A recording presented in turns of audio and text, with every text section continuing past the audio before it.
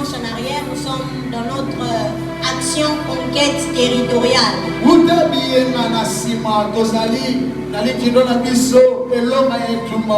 Et nous avons entendu ces paroles merveilleuses sortant des bouches des serviteurs de Dieu. Et nous sommes très bénis. Et pour ma part ce soir, je vais libérer une pensée pendant quelques minutes. Ensuite, je céderai la chair à mon maître. J'aime ce genre de moment où je sais que mon maître va prêcher après. Ce n'est pas dans l'intention d'abîmer ou de faire mal les choses, mais on est seulement sûr que même si ça ne marche pas, papa est après. Mais on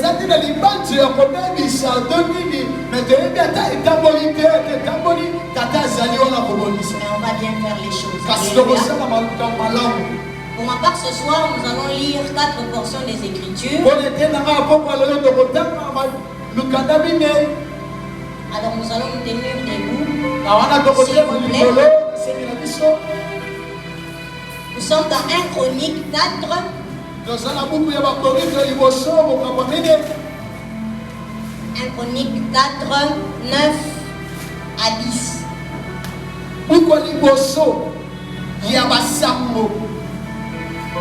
1 Chronique 4, 9 à 10. Je vous prie de lire avec beaucoup d'attention ce qu'on est en train de lire maintenant. La Bible déclare: Jaébet était plus considéré que ses frères.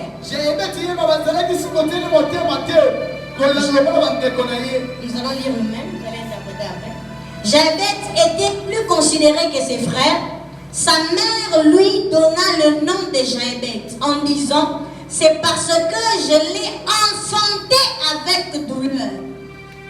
Jaébet invoqua le Dieu d'Israël en disant: si tu me bénis et que tu étends mes limites, et que tu étends mes limites, et que tu étends mes limites, si ta main est avec moi et si tu me préfères du malheur, en sorte que je ne sois pas dans la souffrance, et Dieu lui accorda ce qu'il avait demandé.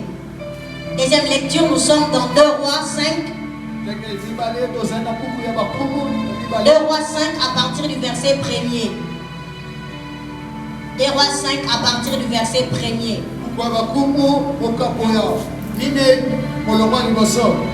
On va lire jusqu'au verset 14. La Bible déclare: Naaman, chef de l'armée du roi de Syrie, jouissait de la faveur de son maître et d'une grande considération, car c'était par lui que l'Éternel avait délivré les Syriens. Mais cet homme fort et vaillant était lépreux. Or les Syriens étaient sortis par troupes et ils avaient emmené captive une petite fille du pays d'Israël qui était au service de la femme de Naaman. Elle dit à sa maîtresse: oh, si mon Seigneur était auprès du prophète qui est en Samarie, le prophète le guérirait de sa lèpre. Naaman alla dire à son maître: la jeune fille du pays d'Israël a parlé de telle et de telle manière. Et le roi de Syrie dit: va, rends-toi à Samarie, et j'enverrai une lettre au roi d'Israël. Et il partit, prenant avec lui 10 talents d'argent, 6000 cycles d'or et 10 vêtements de rechange. Il porta au roi la lettre où il était dit: maintenant, quand cette lettre te sera parvenue, tu sauras que je t'envoie Naaman mon serviteur, afin que tu le guérisses de sa lèpre. Après avoir lu la lettre, le roi d'Israël déchira ses vêtements et dit: suis-je un Dieu pour faire mourir et pour faire vivre, qu'il s'adresse à moi afin que je le guérisse, un homme de sa lèpre? Sachez donc et comprenez qu'il cherche une occasion dispute avec moi. Lorsque Élisée, homme de Dieu, apprit que le roi d'Israël avait déchiré ses vêtements, il envoya dire au roi, pourquoi as-tu déchiré tes vêtements? Laisse-le venir à moi. Il s'agit de Naaman. Et il saura qu'il y a un prophète en Israël. Naaman vint avec ses chevaux et son char. Et il s'arrêta à la porte de la maison d'Élisée. Élisée lui fit dire par un messager, va, lave-toi 7 fois dans le Jourdain, ta chair deviendra saine et tu seras pur. Naaman fut irrité et il s'en alla en disant, voici je me disais, il sortira vers moi, il se présentera lui-même, il invoquera le nom de l'Éternel, son Dieu, il agitera sa main sur place et guérira les lépreux. Le fleuve de Damas, l'Abana, le Barbare, ne valent-ils pas mieux que tous ces eaux d'Israël? Ne pourrait-il pas m'y laver et devenir pur? Il se retourna et partit avec fureur. Mais les serviteurs s'approchèrent pour lui parler en disant, mon père, si les prophètes t'eussent demandé quelque chose de difficile, ne l'aurais-tu pas fait? Combien plus dois-tu faire ce qu'il t'a dit? Lave-toi, tu seras pur.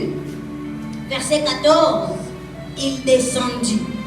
Alors se plongea 7 fois dans les Jourdains.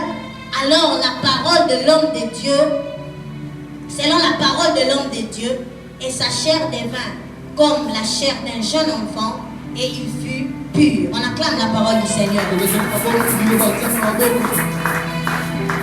Je vais rapidement lire Exode 2, tu peux le noter. Exode 2, 9 à 11. Exode 2, 9 à 11, la Bible dit, la fille de Pharaon lui dit, emporte cet enfant et allaite-le. Moi je te donnerai ton salaire.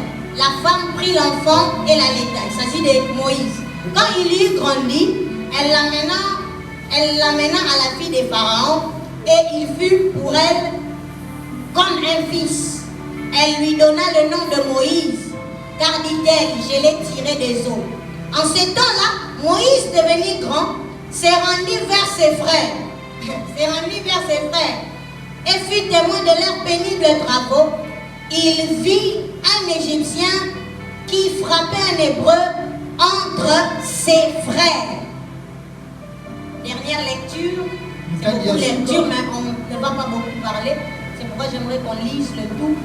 On va lire Hébreu 11, 24 à 27. On est maintenant dans le Nouveau Testament. Hébreu 11, 24 à 27.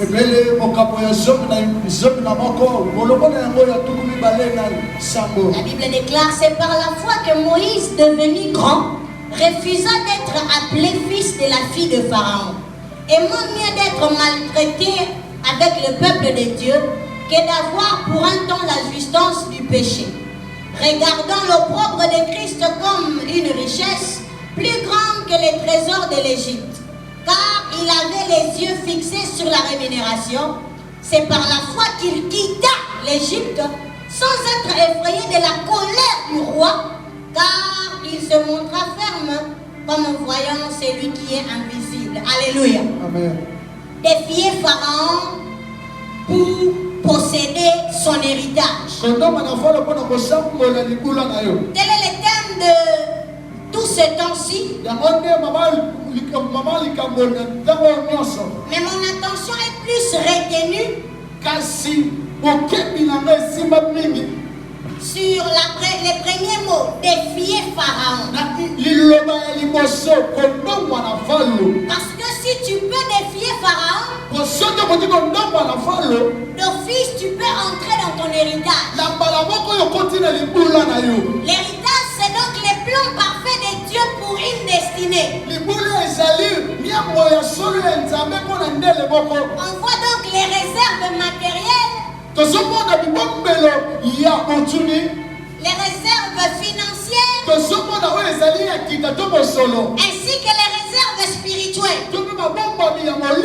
Mais dans l'alignement de ces deux mots, défier Pharaon, je m'appesantis sur les termes défier. Défier qui veut dire affronter. De par même la dénomination de notre action, qui est intitulée conquête territoriale, la pensée de la conquête, c'est relever un défi. Mais un défi très particulier, qui est de conquérir au moyen de la force. Se faire assujettir les peuples au moyen de la violence organisée.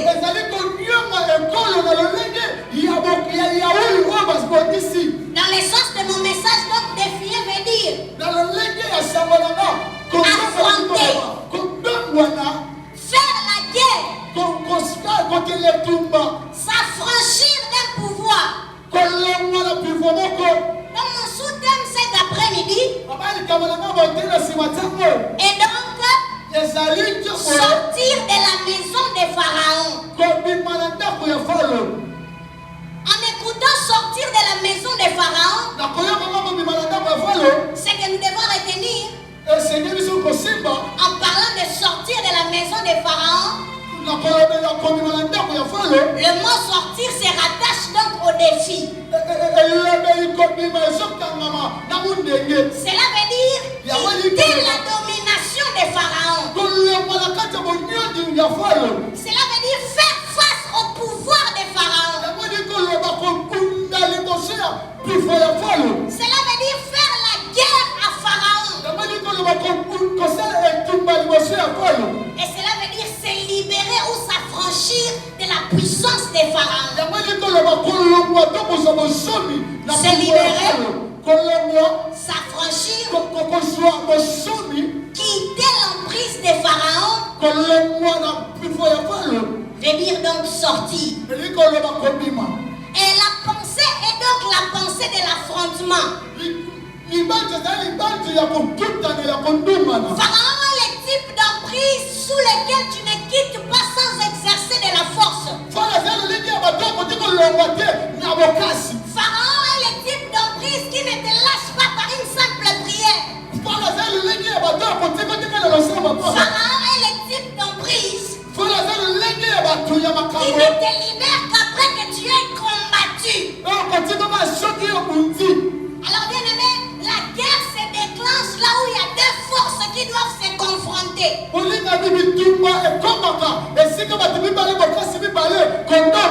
Dans l'histoire, on parle même des pays indépendants. Il n'y a aucun pays qui peut parler de l'indépendance sans voir à côté les sangs des martyrs. L'indépendance n'est pas un plat qu'on sert sur un plateau pour donner à un pays.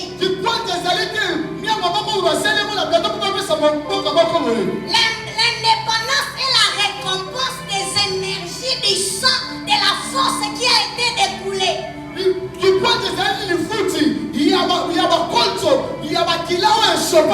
Et bien aimés frères, sœurs, pour se libérer d'une emprise, pour se libérer d'une puissance, il faut s'armer de l'énergie ou de l'adrénaline appelée révolution.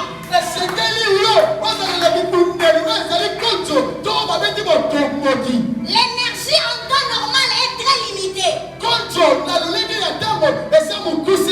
Les forces en temps réel sont très limitées. C'est l'énergie qu'on appelle révolution qui vient faire dépasser les limites d'une force limitée. Et dans la guerre, on voit dans l'ancien temps qu'un pays peut devenir maître d'un autre pays après la guerre.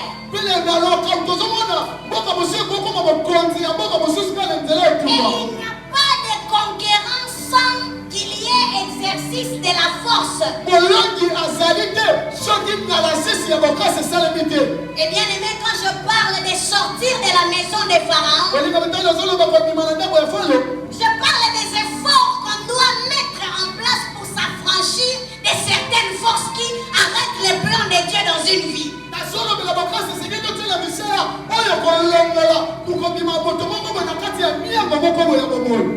Quand je vois sortir de la maison des pharaons, je vois quelqu'un devenir dominateur de ce qu'il est dominé hier. Et dans Exode, bien aimés frères et sœurs, nous connaissons l'histoire. Il s'agit donc des enfants d'Israël qui sont soumis à l'esclavage d'une grande puissance appelée Pharaon. Je vais expliquer ça tout de suite. Et on voit dans Exode comment est-ce que ce peuple souffre, mais ils sont sous l'emprise égyptienne, sous la domination d'un roi qu'on appelait dans les temps Pharaon. Pharaon est donc le roi souverain ou le roi en Égypte. Et tout ce qui est attaché à Pharaon, j'appelle ça la maison des pharaons. Alors dans la maison des pharaons, si on veut réfléchir de manière intellectuelle, on voit une vie royale. On voit un confort, on voit la richesse, on voit l'abondance des biens matériels. On voit l'excellence. Mais il y a un problème avec la maison des pharaons. C'est que la maison des pharaons est une maison qui est vouée au culte idolâtrique.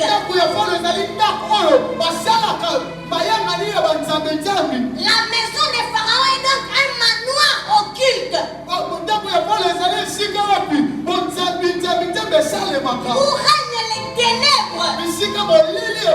Où règne une puissance qui s'oppose à tout ce qui est divin. Où il y a le roi de l'eau, le dieu du Nil, il y a le roi soleil, tous les ensembles des dieux. Donc une idolâtrie doctrinale occulte dans la maison des pharaons. Alléluia. Amen. Et sous l'emprise des pharaons, il y a deux types d'esclaves. Il y a des esclaves qu'on paye. Mais il y a un seul esclave qui est différent de tous les esclaves. Il s'agit de l'esclave qu'on a lu dans Exode 2, 9 à 11. On parle donc du fils de la fille de Pharaon. En d'autres termes, on parle du prince égyptien. Mais ce prince égyptien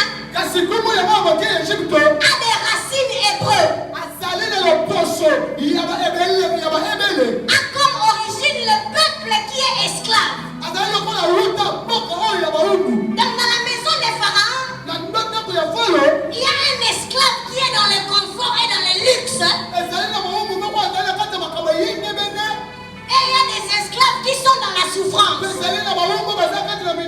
la même manière, un esclave reste un esclave, quel qu'il soit dans le confort ou qu'il soit dans la souffrance visible. L'esclavage doit être compris ici comme tout ce qui empêche le plan parfait de Dieu de se réaliser dans une vie. Le plan de Dieu peut être visiblement empêché dans une vie de manière visible. On voit qu'il n'est pas dans les plans de Dieu.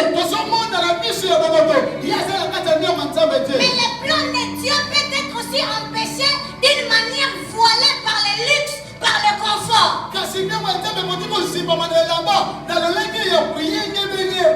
Lorsque Dieu voyait son peuple qui doit sortir de la maison des pharaons, se libérer de l'emprise des pharaons, il voyait les esclaves payés et les esclaves qui sont et l'esclave qui était dans la maison des pharaons.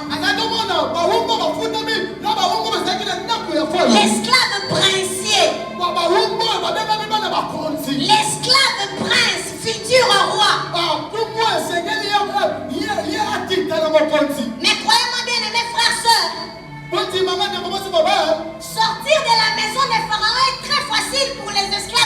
visiblement en souffrance.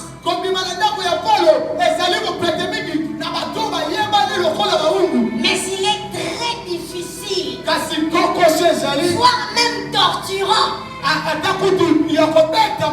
pour un esclave prince de sortir de la maison de Pharaon.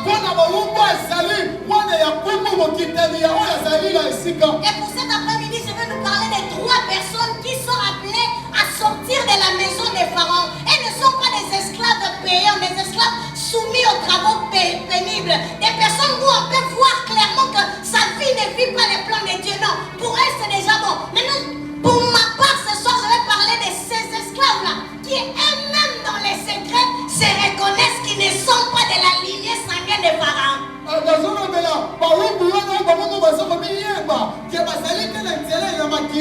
avez constaté, il s'agit donc premièrement de Moïse. Moïse a vécu dans la maison de Pharaon depuis son bas âge. Elle était prise en charge par la fille de Pharaon. Moïse était donc le petit-fils légitime de Pharaon. Donc il lui était des droits de vivre dans la maison de Pharaon. Mais selon les plans de Dieu, il n'était pas au lieu de sa destinée. C'est comme quelqu'un. Au vu du monde, tu es la sœur là qui s'habille chic et canon. Tu as des téléphones dernier cri. Tendance, santé et toutes ces choses. Visiblement pour le monde, tu as réussi la vie. Mais par rapport au plan de Dieu, tu n'as même pas encore fait un pas vers ta destinée. Il est très facile pour les hommes de t'accorder des honneurs. Mais Dieu, sur son plan, dans son cahier, il regarde que tu n'es pas au lieu qu'il faut pour que tu démarres dans l'accomplissement de ta destinée. En d'autres termes, papa, ça veut dire qu'une personne qui n'est pas au lieu de sa destinée ne peut pas posséder son héritage. Alléluia. Amen. Mais j'aime ce qui s'est passé dans la vie de Moïse. Quand il était encore enfant, il pouvait être contrôlé par les strictes normes de la maison de Pharaon. Mais Hébreux 11, le verset 24 dit que lorsqu'il est devenu grand, il a refusé d'être appelé fils de la fille de Pharaon. Il a pris conscience du fait qu'il n'appartient pas à la lignée de Pharaon, mais il est l'un des esclaves.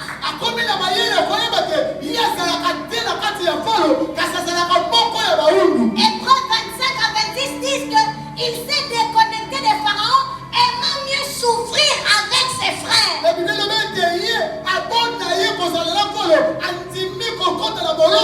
J'aimerais dire à quelqu'un une chose. Pour que Dieu te change de statut, afin que tu rentres dans ton héritage, tu dois accepter de quitter le statut qui n'est pas le tien. Il a accepté de mettre à côté la couronne princière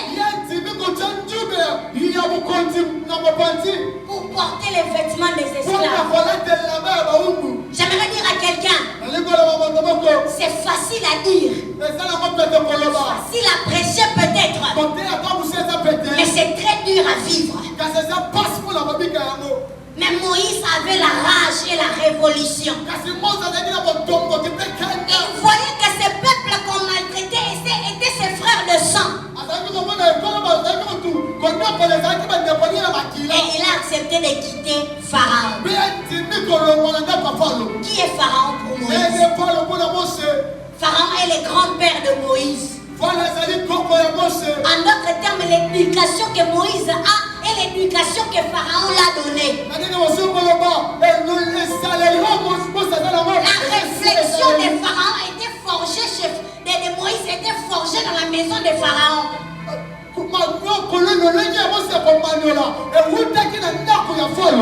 culture que Moïse avait été la culture pharaonique. Alina no bango na lingala. Mongo ya Minerval o Moïse a côté la classe eza mongo ya Pharaon. Poto Moïse alia na bomwana tia kola eza mongo ya Pharaon.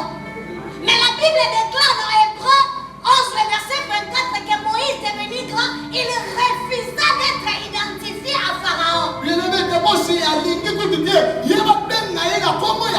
Lingala papa donné lingolo baboy. Muta bokolio.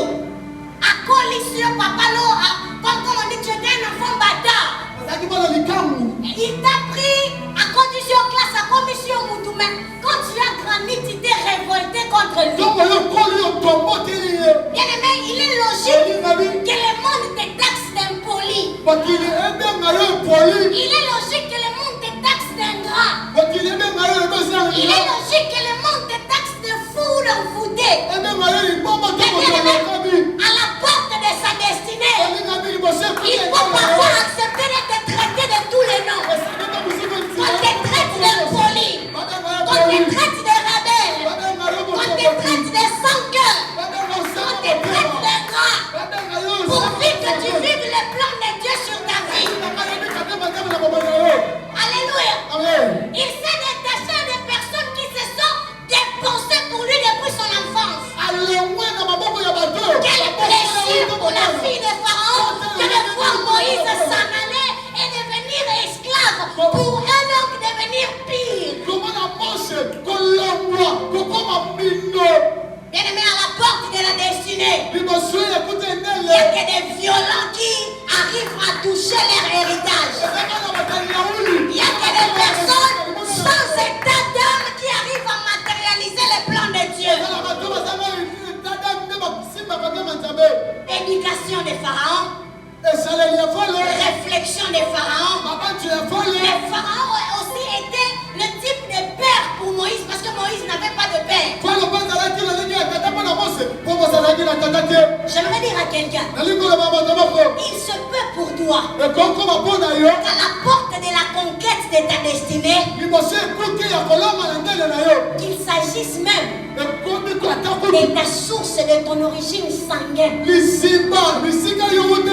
à qui tu dois faire violence pour entrer dans ton héritage. Il y a plusieurs ici. Vous savez qu'est-ce qui se passe en famille? Tu sais quel programme héréditaire est classifié dans votre famille? Papa Zalaki occultiste. Papa Zalaki mobile abasi ebele. Papa Zalaki mutu dans n'importe quoi. Papa était quelqu'un qui marche dans l'immoralité. Tu sais que ce programme-là est inclus aussi en toi et ça t'empêche de vivre les plans parfaits de Dieu.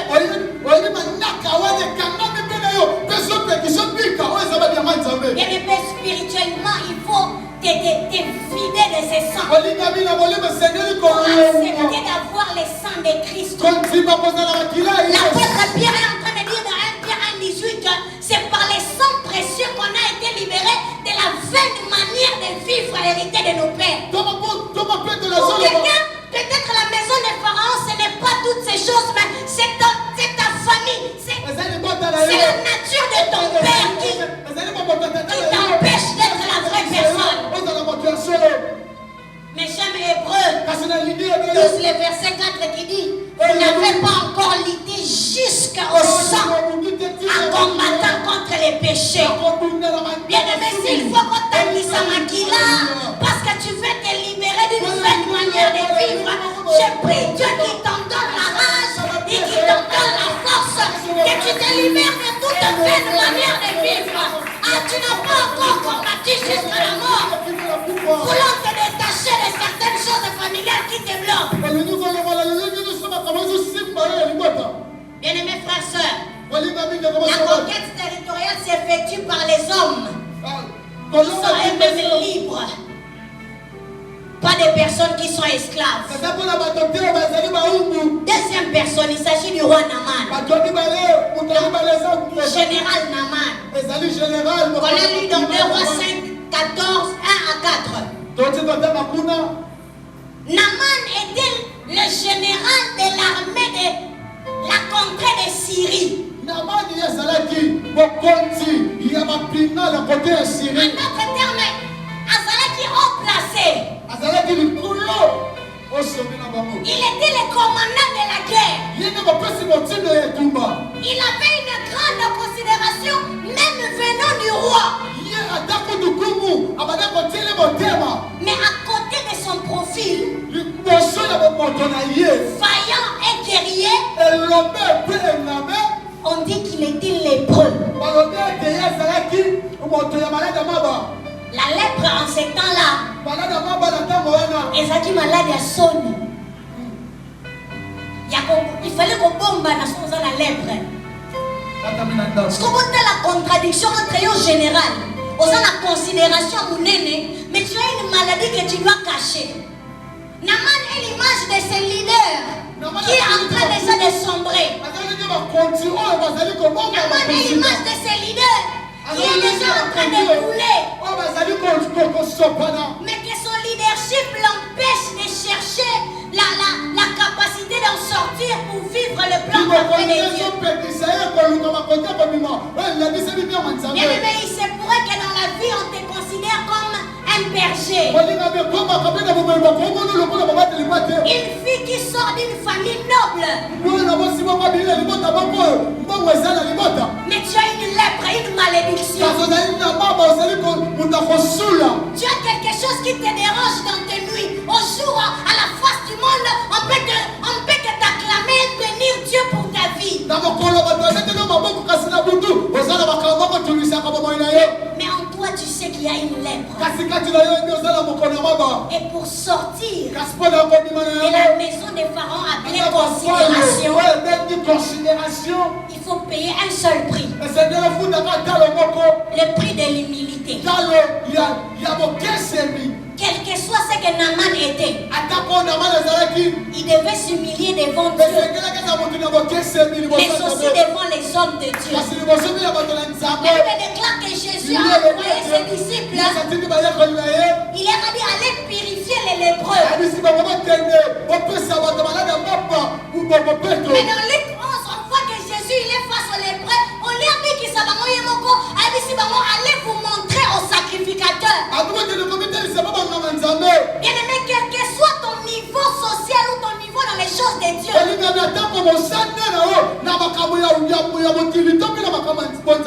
y a des maisons des pharaons qui ont une seule clé pour sortir.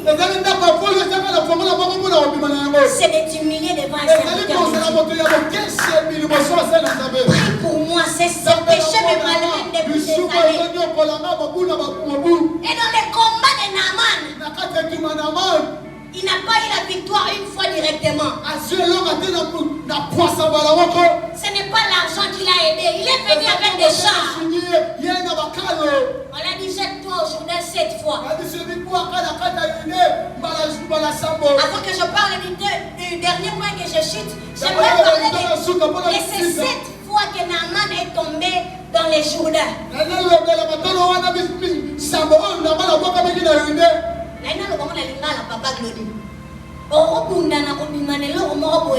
Première fois, tu te jettes dans l'eau. Et ça va aller présent. Tu peux vouloir vaincre un péché pendant une année.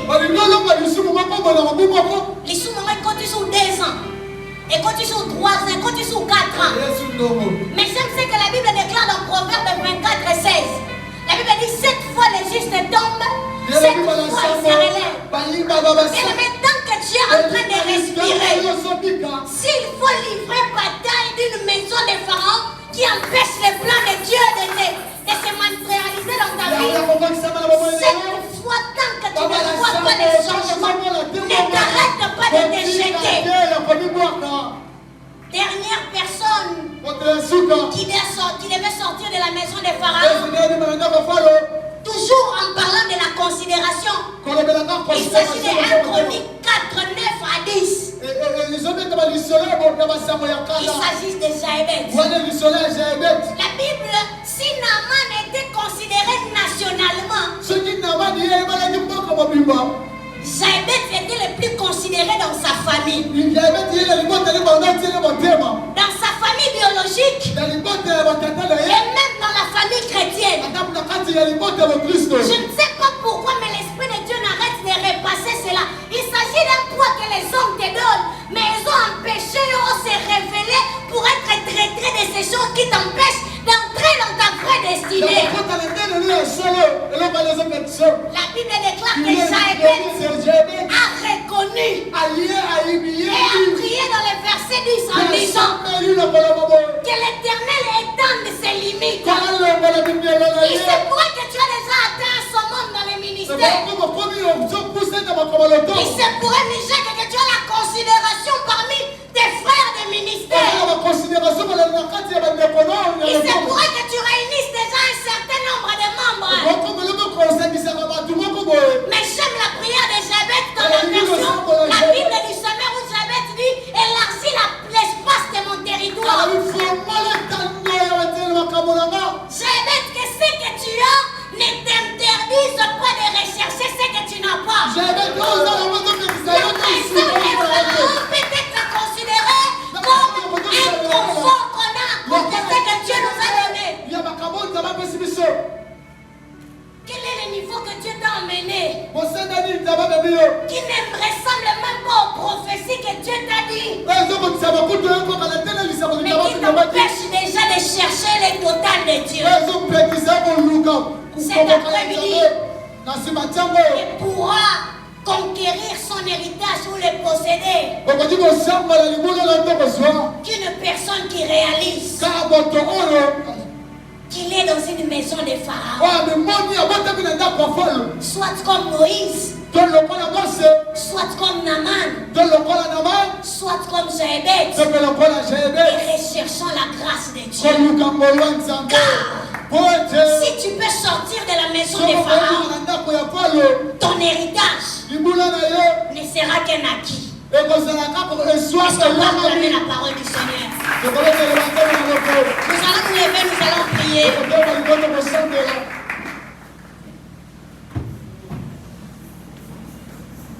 On va prier le Seigneur. Tu vas dire à Dieu, Seigneur, sors-moi de ma maison de Pharaon. Il se pourrait que pour toi c'est la maison de Pharaon comme Moïse. Pour quelqu'un d'autre comme Naaman. Pour une autre personne comme Jaébet. Mais prie Dieu, dis Seigneur, accorde-moi la force d'en sortir. Mais si tu es dans la catégorie de Naaman, ne pars pas sans avoir vu un serviteur de Dieu pour qu'il prie pour toi. Ou devant qui tu vas t'humilier pour en sortir. Est-ce que nous pouvons prier les seigneurs? C'est là que tu l'as écouté cette parole.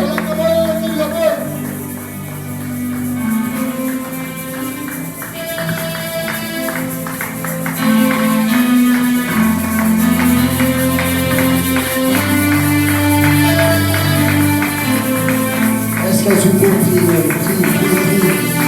C'est là que tu as écouté la parole, sois en train de prier. Sois en train de parler à Dieu cet après-midi. Sois en train de parler à Dieu par rapport à ta vie, à ta famille. Parle à Dieu. Parle à Dieu, quelqu'un peut prier ce soir. Nous sommes là pour prier et accorder Dieu dans nos vies. Oh Dieu, merci. Merci pour la parole.